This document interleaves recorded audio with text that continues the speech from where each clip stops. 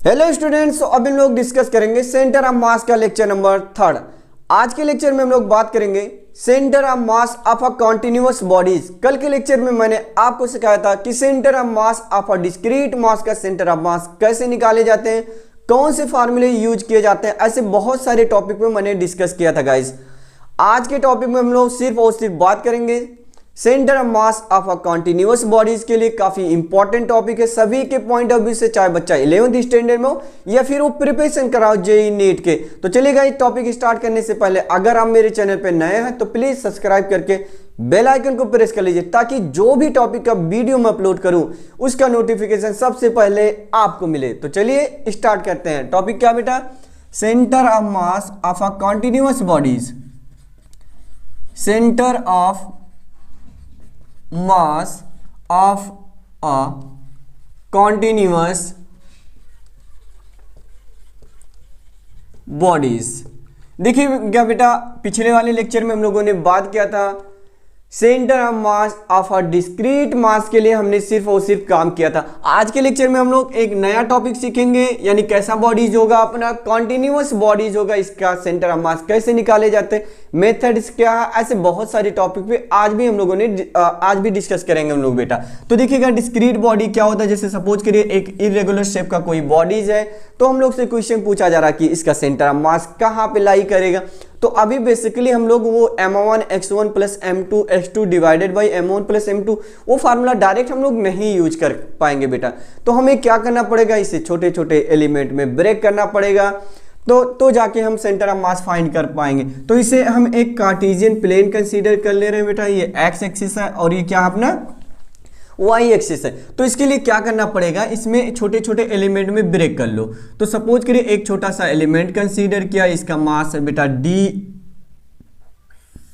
dm1, यहां से इसका पोजीशन वेक्टर r1 है। ऐसे सपोज करो एक और टुकड़ा हमने कंसीडर कर लिया, इसका मास कितना बेटा dm2 और इसका पोजीशन वेक्टर यहां से है r2। ऐसे बहुत सारे एलिमेंट हम लोगों ने कंसीडर कर लिया बेटा। इसको मान लो dm3 पोजीशन वेक्टर r3। ऐसे डायरेक्ट हम मान लेते हैं बेटा ये है आपका dmn और इसका पोजीशन वेक्टर है rn। तो ऐसे छोटे छोटे टुकड़े में मैंने इसको ब्रेक कर लिया जो अपना इरेगुलर शेप का बॉडीज था, कॉन्टिन्यूअस बॉडीज था। अब कॉन्टिन्यूअस बॉडीज आपको 3 टाइप्स को मिलेंगे बेटा। एक लीनियर हो सकता है, दूसरा आपका हो सकता है सरफेस हो सकता है, और एक हो सकता है वॉल्यूम हो सकता है। तो तीनों बॉडीज का सेंटर ऑफ मास कैसे निकालेंगे वो सारे पॉइंट मैं आपको बताने वाला हूं बेटा। तो देखिएगा, हमने छोटे छोटे इसमें एलिमेंट में ब्रेक कर लिया। अब आप क्या करोगे, आपको जो फार्मूला याद है वही अभी भी यूज करो, कोई दिक्कत नहीं। जैसे RCM क्या होता है बेटा, m1 r1, तो इसका मास कितना है dm1 और पोजीशन वेक्टर क्या है बेटा इसका r1 plus dm2 position vector r2 dot dot dot dmn rn whole divided by क्या होगा बेटा, होल डिवाइडेड बाई क्या होता था, टोटल मास होता था। छोटा छोटा छोटा छोटा जोड़ दो तो अपना टोटल मास पता चल जाएगा। अभी तो हम बेसिकली मान लीजिए dm1 dm2 dot dot dot dmn। तो देखो ये नीचे वाले को अगर हम लोग बात करें dm1 dm2 ऐसे ऐसे करके, तो इस जो ब्लॉक था बॉडीज था उसका टोटल मास मिल जाएगा हम लोग को। लेकिन हाँ, एक बात और समझो बेटा, ये देखिए dm1 r1 ऐसे dm2 r2 है, तो इनका हम क्यों ना इंटीग्रेशन कर लें, तो हमें टोटल मास का पता चल जाएगा, सेंटर ऑफ मास। तो इसके लिए हम लोग क्या करेंगे बेटा, इंटीग्रेशन का सिंबल लगाएंगे। जो r है इसे r लिख देंगे और जो dm है इसे हम लिख देंगे dm। समझ पा रहे हैं? और होल डिवाइडेड बाई, हो सके आप यहाँ पे लिख सकते हो dm। तो dm अगर हम बात करेंगे तो बेसिकली m हो जाएगा। तो इसका सेंटर ऑफ मास निकालने का सिंपल सा फार्मूला हो गया बेटा r इंटीग्रेशन r dm और अपॉन टोटल मास। ये आपका सिंपल सा फार्मूला हो गया सेंटर ऑफ मास का पोजीशन निकालने के लिए। इंटीग्रेशन का सिंबल मत भूलिएगा बेटा, क्योंकि इसका मतलब ही होता है dm1 r1 dm2 r2 और इंटीग्रेशन का मतलब आपको बेसिकली पता ही होगा कि वो एडिशन समिशन होता है इंटीग्रेशन का मतलब। ठीक है, तो rdm और इंटीग्रेशन अपॉन टोटल मास। जैसे हम लोग बात करें x एक्सिस में हमें निकालना बेटा x एक्सिस का सेंटर ऑफ मास xcm, तो आपको क्या करना पड़ेगा, इंटीग्रेशन x dm और होल डिवाइडेड बाई m हो जाएगा।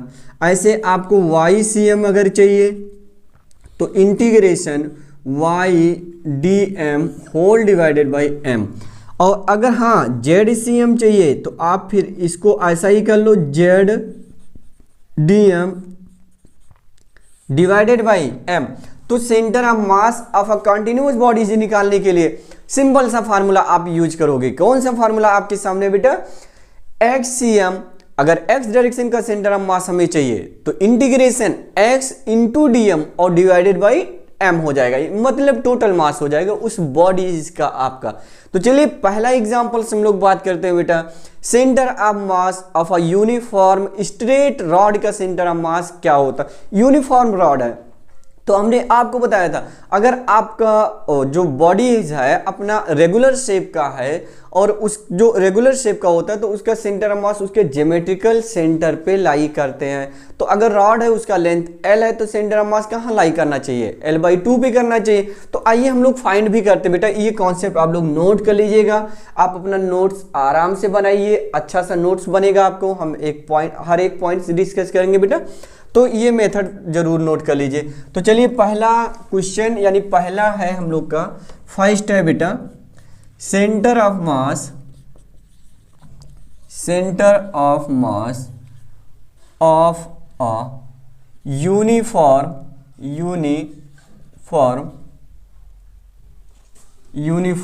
Straight rod. अब देखिए बेटा, अगर हमें सेंटर ऑफ मास चाहिए यूनिफॉर्म स्ट्रेट रॉड का, अगर मास m है मान लीजिए रॉड का और लेंथ कितना है बेटा L है, तो इसका सेंटर ऑफ मास जो हमें मिलेगा x cm अभी L/2 मिलेगा। कितना मिलेगा, L/2। तो ये हमें फाइंड करना होगा। तो आइए देखते हैं हम लोग कैसे फाइंड करेंगे बेटा, इसको नोट कर लीजिएगा, आप लोग बहुत आसान तरीके से सीख जाओगे फटाफट, देखते रहिएगा गाइस। देखिए हमने क्या कंसीडर कर लिया, मान लीजिए आपके सामने एक रॉड है बेटा, इसका लेंथ कितना मान लीजिए L मान लीजिए, और इसका मास अभी अभी हमने बताया कितना है M है। तो ये देखिए इसका रॉड का जो लेंथ है बेटा L है, रॉड का लेंथ कितना है L है। तो हमने आपको ऑलरेडी बताया था डिस्क्रीट में कि आप इसे क्या मान लो, कार्टेशियन प्लेन मान लीजिए, एक्स वाई एक्सिस। तो सपोज करिए ये हमारा बन गया बेटा y एक्सिस और ये आपका हो जाएगा x एक्सिस। क्या हो जाएगा बेटा, x एक्सिस। और बेसिकली अगर यहाँ पे हम लोग बात करें तो सेंटर ऑफ मास इसका सिर्फ और सिर्फ x एक्सिस में लाई करा, y में तो लाई नहीं करेगा अगर हम लोग बहुत थिन मानते हैं रॉड को तो बेटा, ठीक है। तो देखिएगा यहाँ पे अगर अभी इसके लिए हमें क्या करना पड़ेगा, हमें XCM निकालना पड़ेगा। अभी हमें डायरेक्ट फार्मूला तो नहीं लगा सकते, तो इसके लिए हमें क्या करना पड़ेगा, छोटे छोटे एलिमेंट में ब्रेक करना पड़ेगा। जैसे सपोज करो हम एक एलिमेंट यहाँ कंसीडर कर लिए, ये देखो ये, तो यहाँ से इसकी डिस्टेंस इतना होगी, यही एलिमेंट हम थोड़े दूर बात कर लें, मान लो यहाँ पे हम लोग यही एलिमेंट बात करेंगे तो इसका यहाँ से डिस्टेंस ज़्यादा हो गया, यानी हर एक सेक्टर का डिस्टेंस डिफरेंट मिलता जा रहा। तो हमें पार्टिकुलर एक छोटा सा एलिमेंट लेना पड़ेगा, समझ पा रहे हैं। तो जैसे सपोज करिए मान लीजिए इसको हटा दिया मैंने, यहाँ एक छोटा सा एलिमेंट कंसीडर कर लिया, कितने थिकनेस का बेटा dx, और यहाँ से इसकी जो लेंथ है कितना बेटा x, कितने डिस्टेंस पे, ओरिजिन से, सपोज करो 0,0 से, और L कामा कितना बेटा 0। तो यहाँ से ओरिजिन से x डिस्टेंस पे हमने एक छोटा सा एलिमेंट कंसीडर किया जिसका थिकनेस कितना बेटा dx है, और इसका जो मास है, मास की अगर हम बात करें तो मास कितना है बेटा dm है। तो देखो हमें इस छोटे से एलिमेंट का मास नहीं मालूम है कि कैसे मास फाइंड किया जाएगा, तो मैं आपको फार्मूला बताता हूं बेटा। इस पे जो मास है ये लीनियरली डिस्ट्रीब्यूटेड है, तो एक टर्म आएगा लीनियर मास डेंसिटी। तो देखिएगा बेटा क्या होता, वेरी इंपॉर्टेंट टॉपिक है, इस चीज को आप समझिएगा, linear mass density. Linear mass density, linear mass density को बहुत सारी बुकों में क्या लिखा है, कहीं म्यू से लिखा गया, कहीं लैम्डा से लिखा गया, कहीं कुछ भी सिंबल नहीं यूज किया गया। तो मैं आपको आइडिया देता हूँ, लैम्डा से नोट कर लो, कोई दिक्कत नहीं। तो लैम्डा इज इक्वल टू होता मास पर यूनिट लेंथ, मास पर यूनिट लेंथ। याद रखिएगा बेटा, लेमडा की डिफिनीशन ही हो गई मास पर यूनिट लेंथ, यानी एकांक लंबाई का द्रव्यमान, तो मास पर यूनिट लेंथ। तो lambda is equal to mass कितना बेटा, इस रॉड का मास है आपका m, तो m, और लेंथ कितना था इसका l, तो इसके पर यूनिट लेंथ का मास कितना बनेगा, m/l बन जाएगा। सो मास ऑफ एलिमेंट, वो जो छोटा सा एलिमेंट आपने लिया है यानी dx लिया है, उसका मास कैसा निकालोगे आप लोग, तो देखिएगा बेटा इसके लिए हम लोग क्या करेंगे, लेमडा इज इक्वल टू, तो dm/dx, तो dm इज इक्वल टू, अरे भाई सेम डिफिनीशन यूज करो मास पर यूनिट लेंथ, तो छोटे से टुकड़े के लिए फिर लगा लो λ/dx, तो तिरछा गुणा करोगे तो dm is equal to lambda into dx, और लेमडा की वैल्यू क्या है, m/l इंटू dx। तो इस छोटे से लेंथ का हमें द्रव्यमान पता चल गया, कितना, m/l इंटू dx मिल गया। ऐसे भी आप समझ सकते थे बेटा, l लेंथ का द्रव्यमान कितना था, m था, तो यूनिट लेंथ का द्रव्यमान बनेगा m/l। सो dx का कितना बन जाएगा, दोनों तरफ dx से मल्टीप्लाई कर लो, तो dx लेंथ का द्रव्यमान कितना मिलेगा, m/l इंटू dx आपको मिल जाएगा। समझ पा रहे होंगे अच्छे से, है ना। तो ऐसे भी निकाल सकते हो, नहीं तो ऐसे भी निकालो, ये आसान पड़ेगा आपको, ठीक है। तो चलो फार्मूला हम लोग डायरेक्ट यूज करते हैं, आपको सिखाता हूँ बेटा, बहुत सारे क्वेश्चन भी हम लोग करेंगे। तो xcm is equal to integration x into dm, और डिवाइडेड बाई सपोज करो m लिख लिया हमने, क्या फर्क पड़ता भाई, m लिखा। आइए x इंटू dm की वैल्यू क्या है बेटा, m/l इंटू dx, इंटीग्रेशन 0 से l कर लो।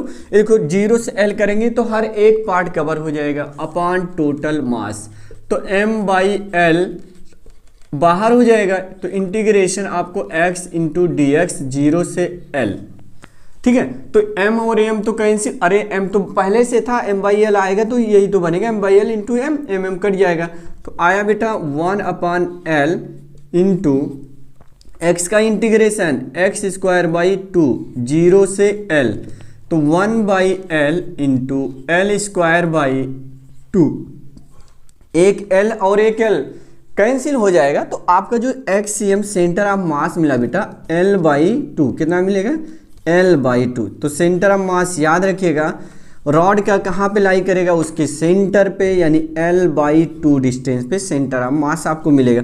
ऐसे भी हम लिख सकते हैं, that is centre mass of a rod lie mid point, ठीक है।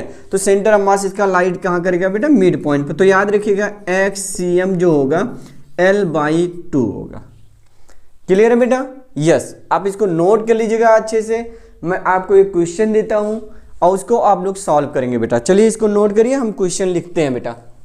तो सेंटर ऑफ मास अगर यूनिफॉर्म रॉड होगा तो वो कहाँ पे लाई करेगा, उसके सेंटर पे लाई करेगा, यानी मिड पॉइंट पे लाई करेगा l/2 डिस्टेंस पे, यानी that is eight middle point of the rod, middle point of the rod, middle point of the rod. तो रॉड की कहां पे लाई करेगा, मिडिल पॉइंट पे लाई करेगा बेटा, इसको आप नोट कर लीजिएगा। क्वेश्चन चलिए मैं लिखता हूं यहाँ पे, आप लोग भी ट्राई करेंगे मेरे साथ साथ बेटा। जैसे सपोज करिए पहला क्वेश्चन है, the density of rod of length L whereas as lambda is equal to a plus bx। lambda is equal to क्या बेटा, जो लीनियर मास डेंसिटी जिसे हमने बोला मास पर unit length, given lambda is equal to a plus bx where x is a distance, ऐसा लिख लो, where x is distance where x is distance, क्या लिखेंगे बेटा, distance, where x is distance from the left end,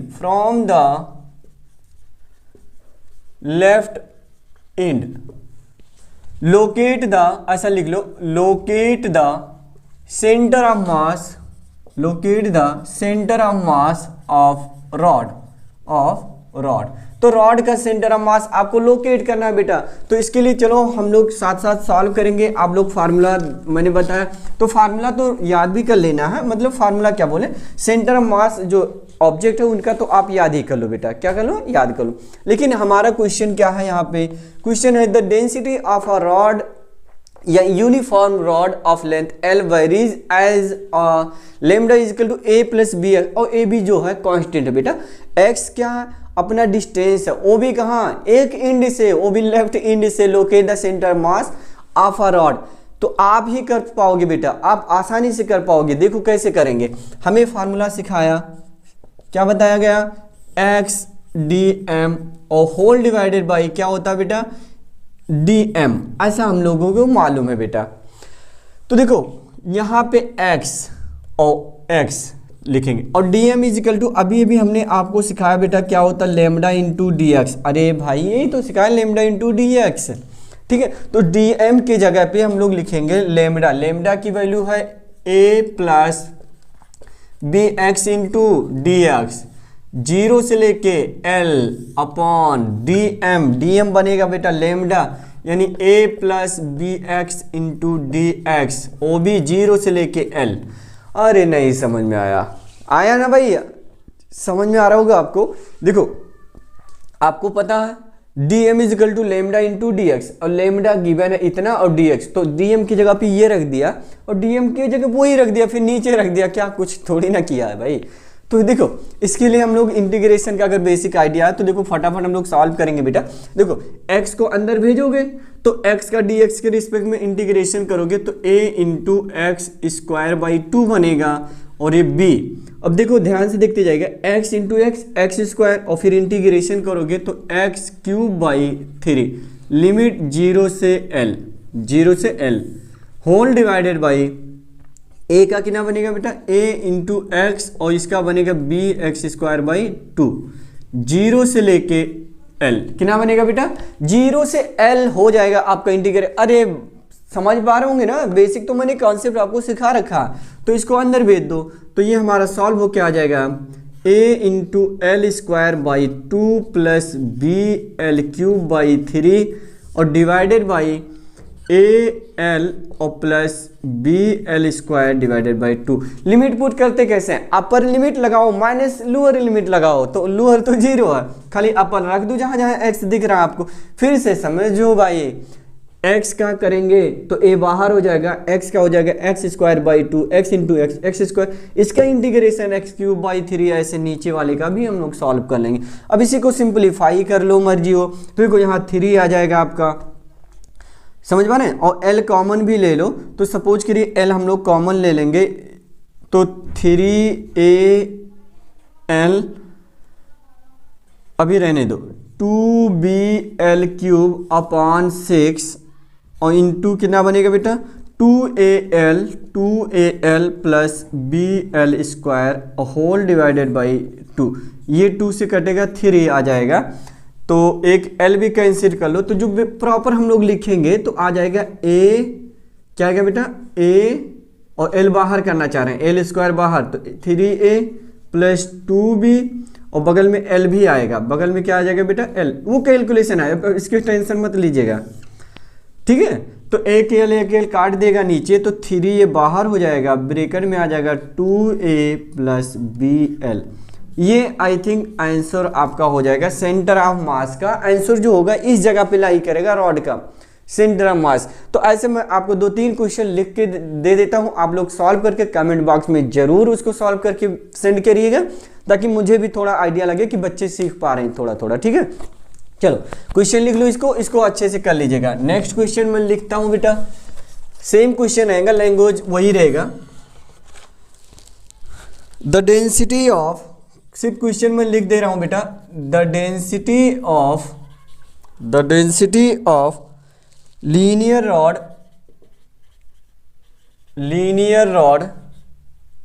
of length L varies as lambda is equal to K upon L into x square locate the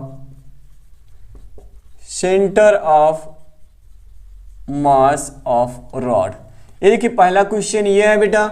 again समझ लीजिए, the density of a uniform rod of length l varies as a function lambda is equal to k जो है constant है, L भी constant है ना, into x square where x is a distance from the left end, locate the center of mass of a rod। तो rod का centre of मास आपको बताना, आप इसका आंसर निकाल करके आप सेंटर ऑफ मास जो भी आपको आंसर मिलेगा बेटा वो कमेंट बॉक्स में जरूर आप अटैच करिए, ताकि मुझे भी आइडिया लगे आप लोग कर पा रहे हो, अच्छे से कर पा रहे हो बेटा, ताकि प्रैक्टिस होते रहे। और हम एक एक टॉपिक डेली आपको सिखाते रहेंगे, आपको बर्डन भी नहीं लगेगा, है ना। एक एक टॉपिक डेली क्लियर करेंगे और उसमें बहुत सारे क्वेश्चन करेंगे ताकि वो टॉपिक परफेक्टली क्लियर हो जाएगा आपका, ठीक है। तो क्वेश्चन एक ये लिख लो। अच्छा दूसरा क्वेश्चन अगर मैं डायरेक्ट लिख दूं बेटा, the density of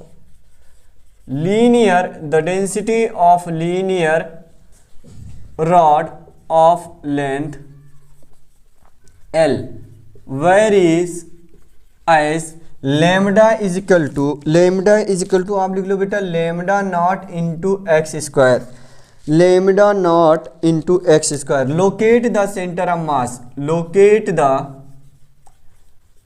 centre of mass, locate the centre of mass. Question number third बेटा, rod having variable linear mass density lambda is equal to x cube. Locate the centre of mass of rod,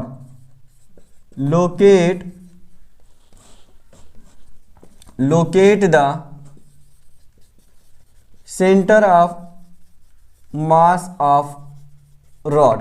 तो locate centre of mass rod. तो देखो बेटा यहाँ पे 3 question मैंने आपको homework में दे रहा हूँ, आप लोग इनको सॉल्व कर लीजिएगा और थोड़ा नोट्स में भी अटैच कर लीजिएगा ताकि नोट देखने में भी अच्छा लगे।